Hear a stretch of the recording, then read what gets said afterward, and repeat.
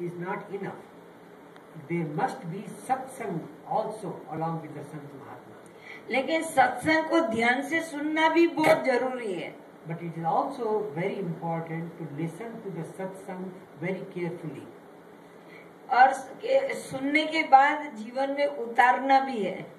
And not only listen, but through understanding, implement that in your life. Otherwise, a satsang doesn't serve any purpose if you don't implement that in your life. लेकिन किसके जीवन में उतरता है? जो अपना अहंकार का त्याग करके छोटा घास की तरह बन जाता है. So only those privileged people are able to implement that in their life. Those who surrender their ego, get rid of their ego and become like a grass rather than a tree. क्योंकि जो छोटा बनेगा तो बच्चे की तरह होगा. जैसे बच्चे का ध्यान माँ बाप रखते हैं तो बच्चे को कुछ सोचना नहीं है. ऐसे ही जब हम गुरु के चरणों में बच्चे की तरह रहते हैं तो पूरा हमारा ध्यान रखते हैं, हमारे में भक्ति आती है, अहंकार नहीं आता है. Same way, just like a child is totally surrenders to mother, he does not worry about anything. The same way, when we surrender to master, then master takes care of everything, and then the ego does not grow in ourselves. क्योंकि छोटा बच्चा होता है, उसे जब आप डांटते हो तो थोड़ी देर एक कोने में बैठ जाता है, फिर बुलाओ तो आ जाता है. उसके मन में कोई खराब द्वेष नहीं होता है. Because a child, if you scold the child, then he will get angry and go and sit down in the corner, and after some time you will call him and he will come back because he does not have the ego.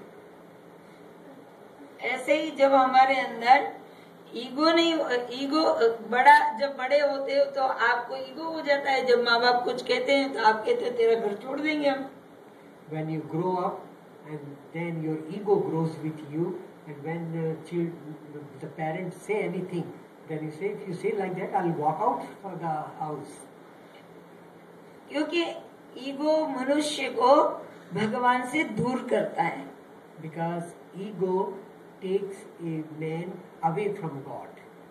उसी से हमें बहुत दिमाग, mind को भी problem होती है, body को भी प्रॉब्लम होती है. उसी के कारण सारे दुख आते हैं. And that is the cause of all our sorrow, our physical ailments and our mental ailments. इसलिए जो डिवोटी भक्त होता है अपना मन गुरु के चरणों में लगा के भक्ति करते करते सारे दुनिया के काम करता है.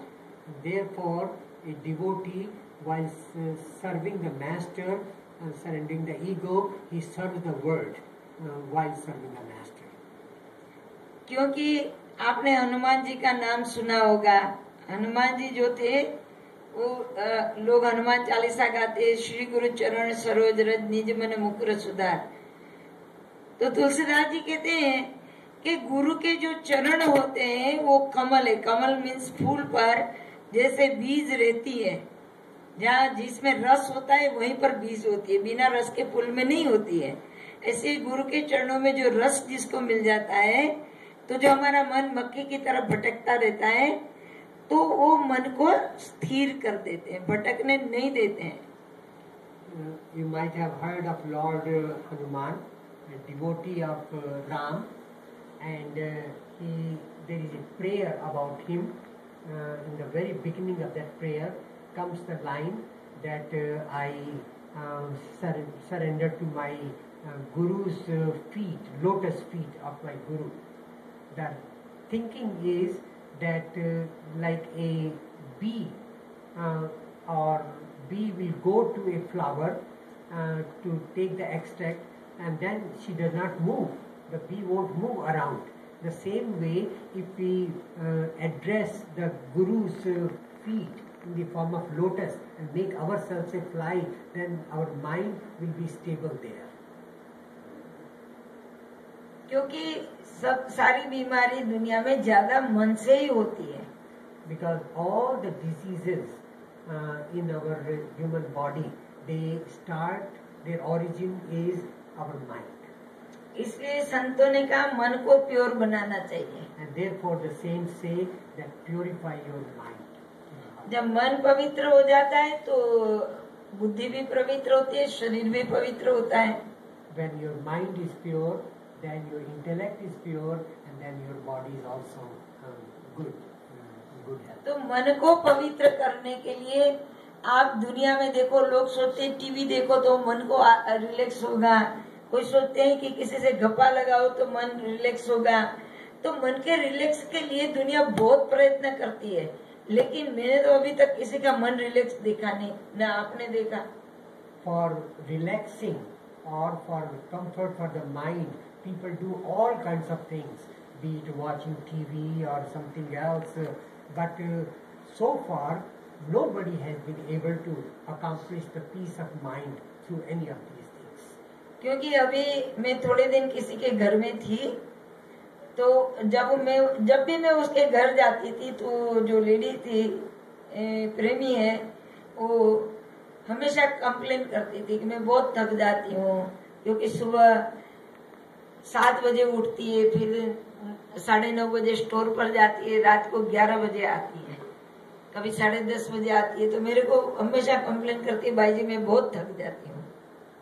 The one lady that she was visiting was saying to Baiji that Baiji, I get up early in the morning at 7 o'clock, and then I have to do this thing, that thing.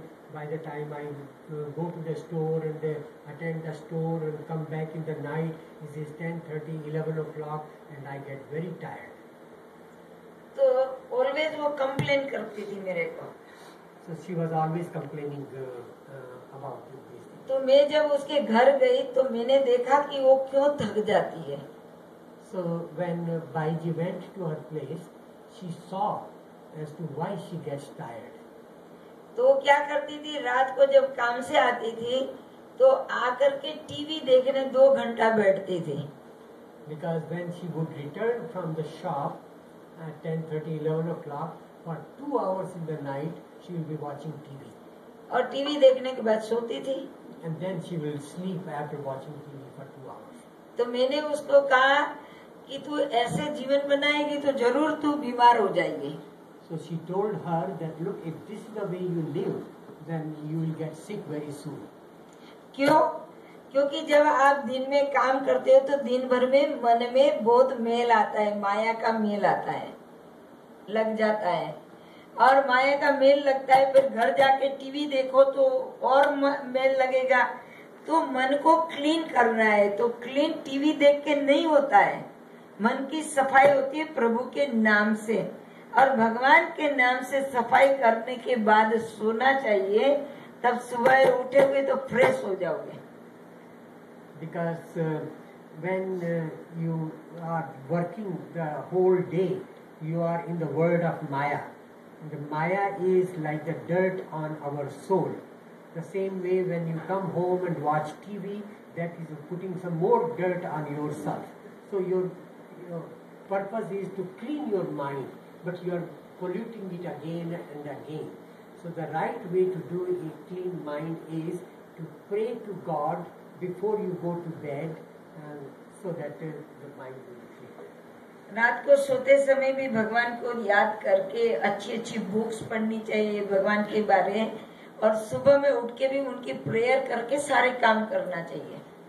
So our approach in life should be to read something good about God before you go to bed, or do some meditation at that time, so that you get relaxed sleep, and then when you get up in the morning, you do some similar activity in the morning also. Start your day with a prayer and end the day with a prayer.